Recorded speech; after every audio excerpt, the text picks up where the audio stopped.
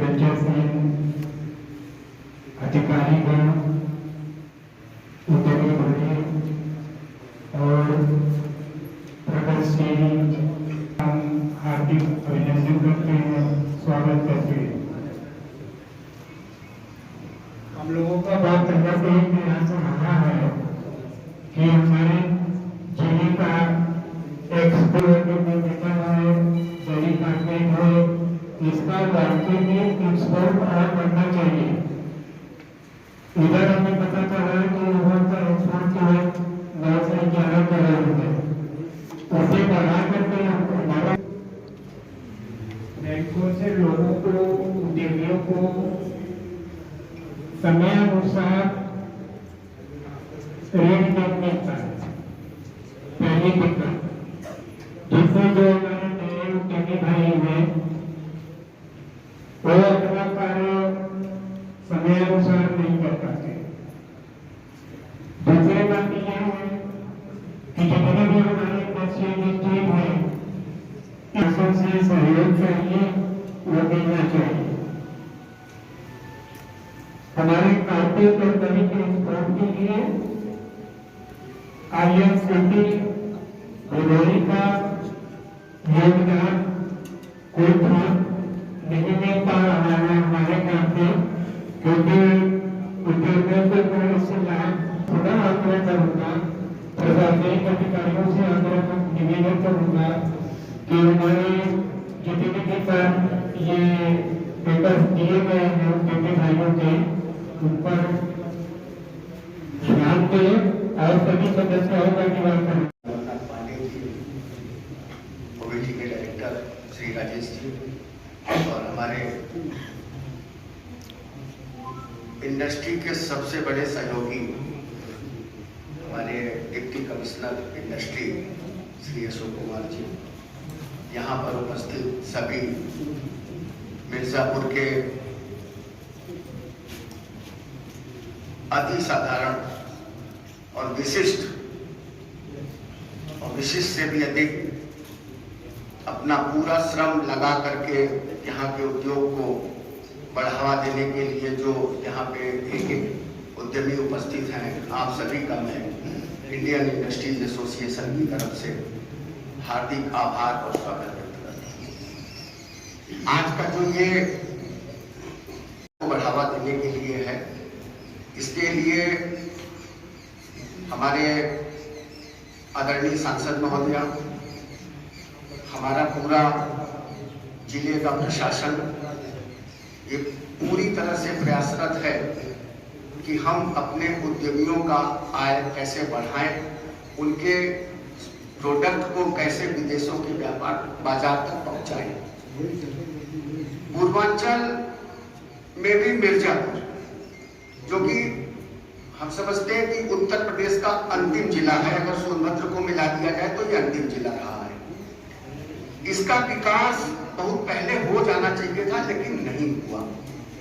लेकिन विकास नहीं होने के साथ साथ यहाँ के जो उद्यमी थे, उन्होंने अपना उद्यम कभी करना नहीं छोड़ा। उन्होंने अपना उद्यम पिछले वर्ष 2020-21 में मिर्जापुर से लगभग 900 करोड़ से ज्यादा का एक्सपोर्ट हुआ। ये बताता है कि यहाँ के जो भी उद्यमी थे, उन्होंने अपने प्रोडक्ट को पूरे देश में बेचने के साथ साथ विदेशों में भी भरपूर मात्रा में बेचा, चाहे वो कारपेट से रहा हो, कुछ प्रोडक्ट यहाँ के एग्रीकल्चर से था, जिसमें कि ब्रोकेन राइस और राइस दोनों जाता था। यहाँ पे बहुत सी फसलें ऐसी हैं जो कि अपने में विशेष हैं।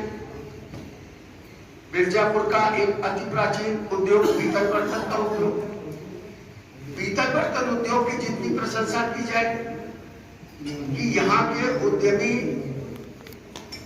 वेस्ट को रिसाइकिल करके एक नया प्रोडक्ट बनाते हैं, और बिना मिर्जापुर के बर्तन के हिंदुस्तान की आधे प्रदेशों की शादियां संभव नहीं है। जितनी भी शादियां होती हैं उसमें मिर्जापुर के बर्तन की आवश्यकता पड़ती है। हमें नहीं पता था कि हमारा बर्तन विदेशों को भेजा जा सकता है। इसके लिए हम धन्यवाद करेंगे अपने सांसद महोदया का। इन्होंने जो हम लोगों को मार्ग दिखाया है वो निश्चित रूप से मिर्जापुर के उद्यमियों के लिए एक माइलस्टोन साबित होगा। कुछ हमें वर्तमान में अपडेट होने की जरूरत है। मैं ये जानता हूं कि यहाँ पे जो एक बड़ा तबका एक्सपोर्टर का है वो कारपेट का है, और एक्सपोर्टर्स अपने आप में जो काफी कुछ सजग हैं, जानते हैं और वो अपडेट रहते हैं। लेकिन मेटल इंडस्ट्री के लोगों को ABCD से स्टार्ट करना है, तो इसके लिए हमें सबसे ज्यादा जिले स्तर के जो प्रशासन के बड़े अधिकारी बैठे हुए हैं, क्योंकि उन्हें हमें बिल्कुल संगठित करना पड़ेगा। अभी हम एकदम असंगठित हैं। मिर्जापुर का जितना भी व्यापार है या जितना भी उत्पादन है वो होता है, लेकिन सब असंगठित क्षेत्र में होता है। इसको संगठित क्षेत्र में करने की अत्यंत जरूरत है। उसके साथ ही साथ हमें वर्तमान समय में जो नई टेक्नोलॉजी है उसको भी अडॉप्ट करना होगा। मैं अपने उद्यमी भाइयों से भी अपील करूंगा कि आप ये चीज देखें, चाहे स्वयं से सर्च करें या अपने अधिकारी के माध्यम से सर्च करें, जिला उद्योग केंद्र से माध्यम से सर्च करें। देश में जो भी मेले लगाए जाते हैं, जो प्रोडक्ट के मेले होते हैं और जो टेक्नोलॉजी के मेले होते हैं, इक्विपमेंट्स के मेले होते हैं, आप उसमें जाइए। जाकर के आप देखिए। अभी मैं गया था लखनऊ में फूड एक्सपो का एक बहुत बड़ा मेला लगाया गया था। माननीय मुख्यमंत्री जी ने उसका उद्घाटन किया था। डिप्टी कमिश्नर भी साहब भी आए थे। वहां पे देखने के लिए ऐसी ऐसी मशीनें थी जो कि आपके प्रोडक्ट को बाहर भेजने के लिए अपडेट करने को तैयार थी। लेकिन ये क्या है कि आप जो चीज बना रहे हैं, जो चीज बेच रहे हैं, उसको एक स्टेप और कैसे उसमें वैल्यू ऐड किया जाए, उसके लिए आपको निश्चित रूप से जाकर के उन मेलों को देखना पड़ेगा, नई टेक्नोलॉजी का साथ करना पड़ेगा। क्योंकि ये सारा काम प्रशासन तो कर रहा है, लेकिन हमारी भी नैतिक जिम्मेदारी बनेगी कि हम अपने को अपडेट करें। अगर हम अपने को अपडेट नहीं करेंगे तो हम वर्तमान रेस में पिछड़ते चले जाएंगे। बाकी मैंने जो सुना वहां पे हमारी जो नई MSME पॉलिसी आई है उसमें भी बहुत तरह के प्रावधान किए गए हैं, बहुत तरह की छूट दी गई है। नई इंडस्ट्री लगाने पर बहुत छूट दी गई है, बहुत सब्सिडी है उसमें। बैंकों को भी बहुत गवर्नमेंट ने वो किया है कि आप लोगों को लोन आसानी से दीजिए। ऋण मुहैया कराने के लिए भी बैंकों से गवर्नमेंट प्रयासरत है। हमें अपने काम को एक ऑर्गेनाइज्ड वे में लेकर आ रहा है, हमको उसके अनुरूप अपने को बदलना है। और हमें पूर्ण विश्वास है कि हमारे जो उद्यमी है वो इस काम में सक्षम है और वो उसको करेंगे। इन्हीं सबके साथ मैं एक बार फिर इस गोष्ठी के लिए, इस सभा के लिए अपने पूरे सदस्य के सामने मैं यही एक चीज कहना चाहती हूँ। हमारे जनपद में FPO के माध्यम से बहुत सारे एग्रीकल्चरल प्रोडक्ट्स का भी कॉमर्शियल प्रोडक्शन हो रही है। उनके साइड में भी बहुत सारी समस्याएं हैं। वो भी चाहते हैं कि अच्छा मार्केट मिले और वो भी चाहते हैं कि उनके प्रोडक्ट्स भी एक्सपोर्ट करने लायक बने। इसलिए हमारे एग्रीकल्चरल प्रोडक्ट्स के बारे में DDAG साहब परिचय दिलवा देंगे। DD साहब हमारे जनपद में जितने भी FPOs और है और उनका संक्षिप्त परिचय और उनका प्रोडक्ट्स।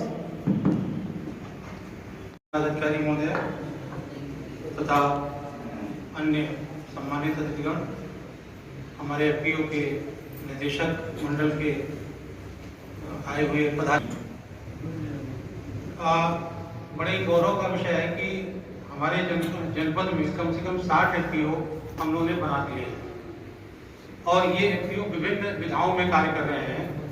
जैसे कोई दाल पे, कोई अरहर, कोई मटर पे, कोई चने पे, ब्लैक राइस भी हम लोगों ने बीच में शुरू किया था। प्राकृतिक खेती में भी एफपीओ हमारे आए हैं, जैसे उन्होंने अपना प्राकृतिक ढंग से धान का उत्पादन किया। तो इस तरह से लगभग सभी तरह के प्रोडक्ट हमारे पास उपलब्ध हैं। यदि इसकी मार्केटिंग में हमको दिक्कत ये हो रही है कि हम लोग अभी इसको बाहर नहीं कर पा रहे हैं, एक्सपोर्ट नहीं करा पा रहे हैं। तो अगर इसके बारे में हम लोग को जानकारी हो जाए कि हम कैसे इसको एक्सपोर्ट की क्या हमारी प्रक्रिया होगी, तो और भी अच्छा होगा कि हम इसको आगे तक बढ़ सकते हैं। वो आप भी जानते होंगे, सब लोग यही कहें, कोई आदम चीनी है और सारी बातें हैं, वो वैसी वैरायटी आपको कहीं बाहर उपलब्ध नहीं होने वाली है। तो इन चीजों को भी हमको बढ़ाना है। जो हमारे लोग गुड़ हमारा है, गुड़ मिर्जापुर का गुड़ पूरे पूर्वांचल में मिर्जापुर के जैसा गुड़ कहीं नहीं है। तो इनको बना तो रहे हैं लोग, हमारा जो एफपीओ है जितना बनाता उतना बिक जा रहा है, लेकिन वो लोकल स्तर पे ही काम हो रहा है, बाहर वो नहीं जा पा रहा है। तो चना हमारा, ये जो प्राकृतिक की बात की जाती है, बिना कम खाद की बात की जाती है। आप जानते हैं कि छान में जितना भी चना या जो भी दलहन तिलहन हो रहा है वो हमारा जो है बिना खाद के ही हो रहा है, तो उसको हम बाहर दे सकते हैं। तो इन्हीं सब विषयों पे थोड़ा सा मतलब डिप्टी डायरेक्टर साहब कि जॉइंट डायरेक्टर साहब, तो आप जो है कृपा करके इसमें थोड़ा सा मार्गदर्शन करें। इसलिए हमारे सारे एफपीओ के लोग भी आए हुए इसमें, और कैसे हम लोग आगे बढ़ें ये हमारे लिए चिंता का विषय है कि हम इसको कैसे एक्सपोर्ट के लेवल पे आ सकते हैं। यद्यप वर्मी कंपोस्ट हमारी साउथ कोरिया गई हुई है, हमारे लोक चेतना के एफपीओ ने भेजा है, और वो हमारे लिए मतलब मेरे ख्याल से प्रदेश में क्या देश में दूसरे नंबर पे हैं जिन्होंने ये हमारा वर्मी कंपोस्ट वहाँ पे बाहर भेजा है। पहले शायद वो बता रहे थे 16 किलो या कुछ ऐसे गया था, अब उन्होंने करीब टनों में भेजा है। तो हम लोग की अपेक्षा थी आज यहाँ आने की कि आपके द्वारा ये हम लोग को जानकारी हो जाएगी। और दूसरा एक जीआई टैगिंग की बात हुई थी, अगर उसके बारे में भी जानकारी हो जाए तो हम लोग अपने जो हमारे पुराने प्रोडक्ट हैं उनको हम उसका रजिस्ट्रेशन करा सकते हैं, और जीआई टैगिंग में हम कैसे करेंगे क्या करेंगे इन सब बातों पे चर्चा करने की आवश्यकता है।